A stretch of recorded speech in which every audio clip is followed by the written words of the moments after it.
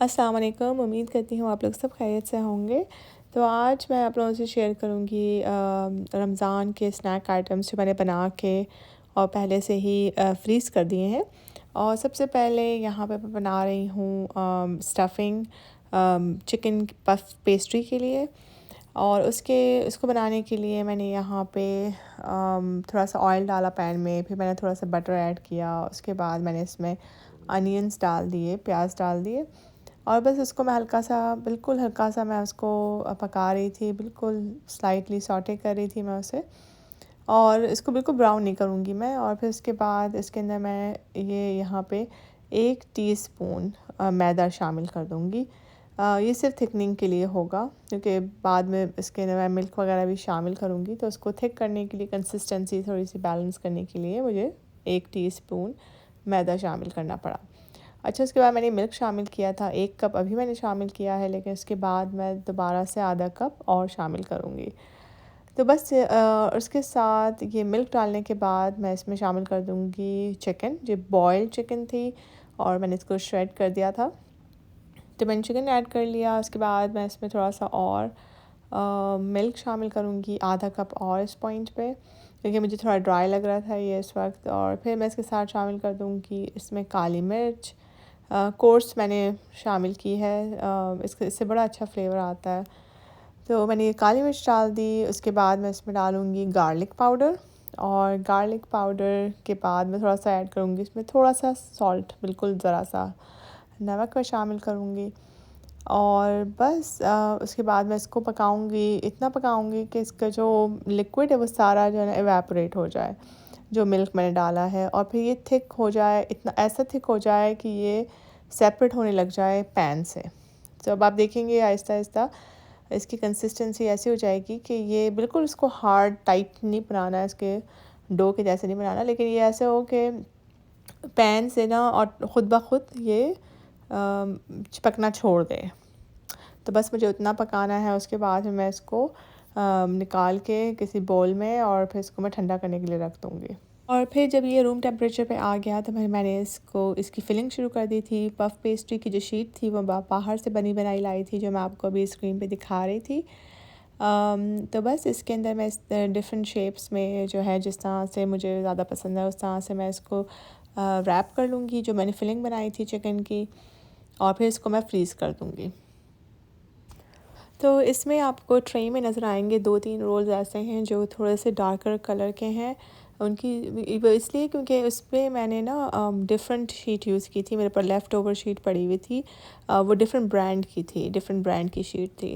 क्योंकि मैं ये पफ़ पेस्ट्रीज़ अमूमन भी घर पे बनाती रहती हूँ, कभी कोई गेस्ट वगैरह भी आते हैं, या हम भी कभी शाम की चाय के साथ या वीकेंड पे आते रहते हैं, तो मैं बनाती रहती हूँ। तो मेरे पास थोड़ी सी डिफरेंट ब्रांड की लेफ़्ट ओवर शीट थी, तो वो मैंने पहले यूज़ कर ली थी। तो वो इस वजह से ना ये इन कलर जो है थोड़ा सा आपको 3-4 जो पफ़ पेस्ट्री है उसमें डिफरेंट नज़र आएगा।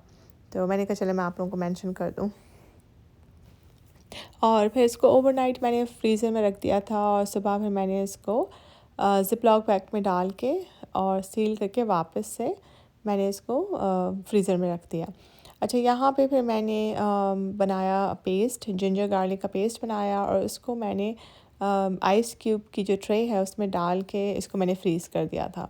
इससे बड़ी आसानी होती है, सभी लोग बनाते हैं, लेकिन मैंने कहा मैं आपसे शेयर करूँ। मैंने भी बनाया था ये। यूजुअली मैं आम दिनों में मैं इस तरह से नहीं करती हूँ, मैं फ़्रेश जिंजर गार्लिक यूज़ करती हूँ, लेकिन रमज़ान की वजह से मैंने जो है ना इसको फ्रीज़ कर दिया, जिंजर गार्लिक का पेस्ट बना के, और ट्रेज़ में मैंने इसको फ्रीज़ कर दिया था। और ये ट्रेज़ जो है मैंने कुछ दिन पहले ही ऑर्डर किया था अमेज़ॉन से, ख़ास जिंजर गार्लिक के लिए ही। और इसकी ख़ास बात ये थी कि इसका जो बॉटम था ट्रे का वो सिलिकॉन था, तो फ्रीज़ होने के बाद इसको क्यूब्स को निकालना बहुत आसान था। और साथ साथ मुझे इसके साथ कवर्स भी आए हुए थे ना, तो ये कवरिंग से भी मुझे बहुत अच्छा लगा ये आइडिया, क्योंकि इससे ये है कि पूरे फ्रीज़र में जिंजर गार्लिक की स्मेल हुई थी। तो यहाँ पे जिंजर गार्लिक मेरे फ्रीज़ हो गए थे, इसको मैंने कुछ घंटों के लिए फ्रीज़र में रख दिया था, और बस ये अब रेडी थे ज़िप लॉक में जाने के लिए। तो मैं इसको ज़िप लॉक में ट्रांसफ़र कर रही थी।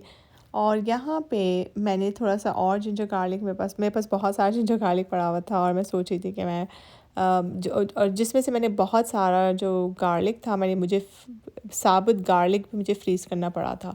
तो ख़ैर ये थोड़ा सा जो गार्लिक था, जिंजर गार्लिक 1 हफ़्ते के हिसाब का, ये मैंने इसका पेस्ट बनाया, और इसके पेस्ट बनाते वक्त मैंने इसमें ना नमक और ऑयल शामिल किया, क्योंकि ये फ्रीज़र में नहीं जाएगा, ये फ्रिज में जाएगा।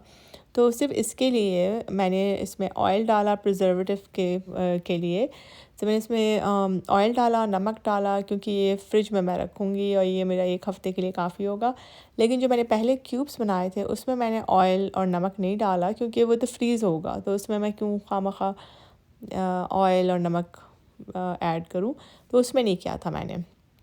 तो बस ये मेरी अच्छा जार बन के तैयार हो गया था जिंजर गार्लिक का। उसके साथ साथ मैं कुछ चिकन लेके आई थी, चिकन लेग क्वार्टर्स, और इसको मैंने भी क्लीन करके और फ्रीज़र बैग्स में डाल के सेपरेट करके रख दिया था।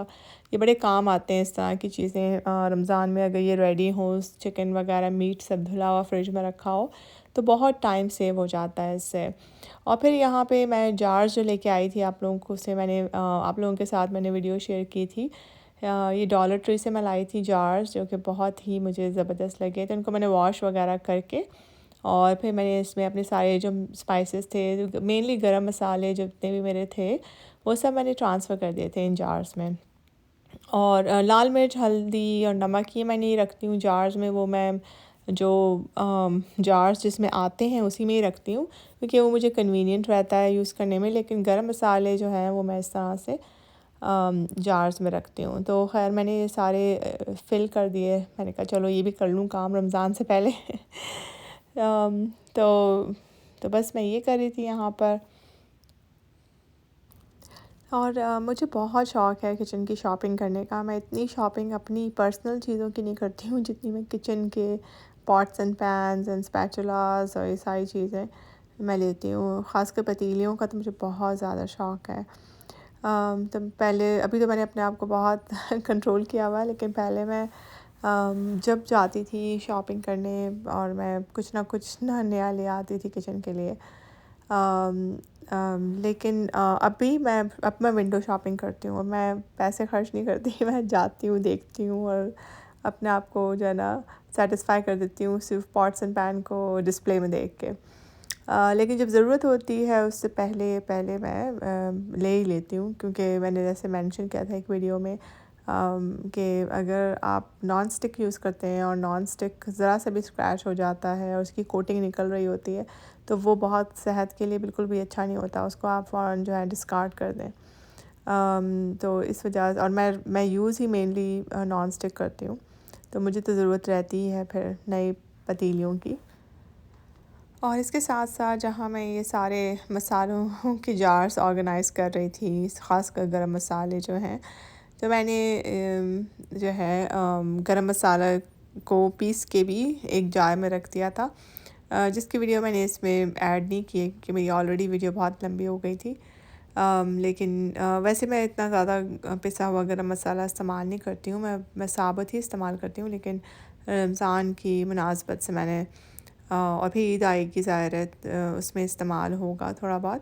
तो मैंने गरम मसाला पीस भी लिया था, और साथ साथ मैंने ज़ीरा है ना उसको रोस्ट करके उसको भी मैंने दरदरा सा, हल्का सा दरदरा सा पीस लिया था, और उसको भी मैंने जार में सेपरेट रख दिया था। तो यहाँ पे मैंने काले चने जो हैं वो मैंने सोक करके रख लिए थे, वो 11 घंटे के लिए। 11 घंटे उनको मैंने पानी में और इसमें बेकिंग पाउडर डाल के मैंने सोक करके रखा, और उसके बाद मैंने इस तरह से प्रेशर कुकर में डाल के, और 1 घंटा लगा था मेरे प्रेशर कुकर में इनको गलने में। सो 1 घंटे में ये अच्छी तरीके से बॉयल होके रेडी हो गए थे, गल गए थे बड़े ज़बरदस्त तरीके से। लेकिन मैंने इनको सोक करके वाटर में रखा था बाहर ही, कोई 11 घंटे के लिए। सुबह मैंने कोई 6 बजे इसको सोक किया था, और 5 बजे शाम के जो है मैंने इसको पकाना शुरू किया था। तो बस ये मेरे रेडी थे, तो इनको भी मैं सेपरेट जो है ज़िप्लॉक बैग्स में डिवाइड करके रख रही थी, क्योंकि ज़ाहिर थोड़े-थोड़े चाहिए होंगे, और इतने ज़्यादा मैं ऐसे बनाऊँगी नहीं। मैं रमज़ान मतलब ये जो चने हैं ये शायद हफ़्ते में 1 दफ़ा मैं बनाऊँ, और ये इतनी क्वांटिटी इस बैग में है कि अगर मैं 1 दफ़ा भी बनाऊँगी ना तो ये 2 दिन चल जाएँगे आराम से। मेरी फ़ैमिली के हिसाब से। तो बस मैंने बस मैंने ये बना दिए हैं। और सफ़ेद चने मैं बॉयल नहीं करके रखती, वो मैं रेडीमेड ले आती हूँ जो कैन्स वाले होते हैं। वो मुझे, लेकिन ये काले चने यहाँ पे अच्छे नहीं मिलते कैन वाले, वो बड़े हार्ड से होते हैं, ड्राई ड्राई से होते हैं। तो इसलिए मैंने घर ही में किया। और फिर यहाँ पे मैं, आपने देखा कि मैं प्याज को चॉप कर रही थी, चॉप किया मैंने मशीन में, और मैंने पतीली में डाल दिया, थोड़ा सा ऑयल डाल दिया। तो ये मैं बना रही हूँ कीमा, सादा कीमा बना रही हूँ। बेसिकली ये मैं बना के फ्रीज़ कर दिया था मैंने। और इसमें मैंने अभी शामिल किया है, पहले प्याज डाला और फिर इसके बाद ऑयल डाला। ऑयल डाल के मैंने इसमें 2 से ढाई टेबल स्पून के करीब जिंजर गार्लिक पेस्ट डाल दिया था। अच्छा, तो इसके बाद इसमें मैं शामिल करूँगी कीमा, और कीमे के साथ मैं शामिल करूँगी ये मसाले। तो ये हैं मसाले, पहले मैंने डाल दिए। इसके बाद मैं इसमें डालूँगी कीमा, और कीमे के बाद मैं डालूँगी, जिसकी मैंने क्लिप रिकॉर्ड नहीं की, पता नहीं क्यों क्या हुआ तो वो मैंने अभी स्क्रीन पे दिखाया था। मैंने 2 कैन जो थे 8 आउंस के, ईच कैन जो था वो 8 आउंस का था। वो मैंने 2 कैन जो थे टमेटो सॉस के, इसमें मैंने शामिल किए थे। और बस इसको मैंने ये डाल के और थोड़ा सा पानी ऐड करके और फिर मैंने इसको गलने के लिए छोड़ दिया था। और फिर इसको मैंने अच्छी तरीके से भून लिया था। बस ये मैंने भुनाई कर दी थी यहाँ पर जब ये गल गया था। और इसको फिर मैंने कंटेनर्स में डाल के फ्रीज़ कर दिया था। अच्छा, इसके ये करने का मकसद ये हुआ कि इससे मुझे ये आसानी होगी कि बच्चों के लंचेस में मुझे बड़ा काम आएगा। इससे मैं पिज़्ज़ा बना कर उनको दे सकती हूँ, इसे quesadilla दे सकती हूँ, टाको बना सकती हूँ, सैंडविचेस बना सकती हूँ, I mean you name it. इसको मैं चावलों में डाल के भी उनके लिए बिरयानी अगर उनको चाहिए, पुलाव चाहिए, तो यही कीमा निकाल के मैं फ़ौरन, तो मुझे ये नहीं होगा कि मुझे अब कीमा जो है होना है, बनाना है, सब करना। ये बना बनाया फ्रीज़र में रहेगा।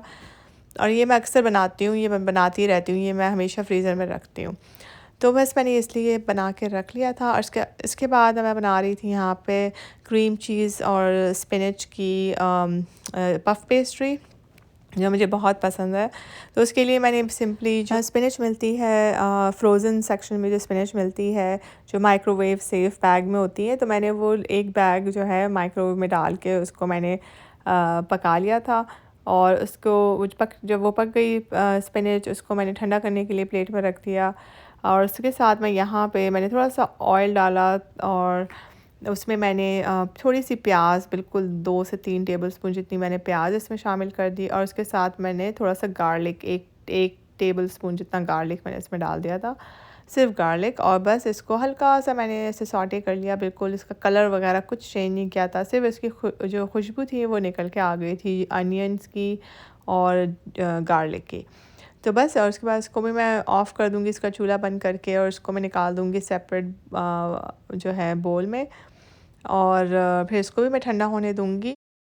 और यहाँ पे मैंने 8 आउंस की क्रीम चीज़ का जो पैकेट होता है वो मैंने इसमें बोल में निकाल दिया था। इसको थोड़ा सा मैंने रूम टेम्परेचर होने दिया, कम्प्लीटली रूम टेम्परेचर नहीं था, लेकिन इसको मैंने थोड़ा सा जल्दी निकाल दिया था, जब तक स्पिनच जो है वो अपने आराम से रूम टेम्परेचर पे आ रही थी।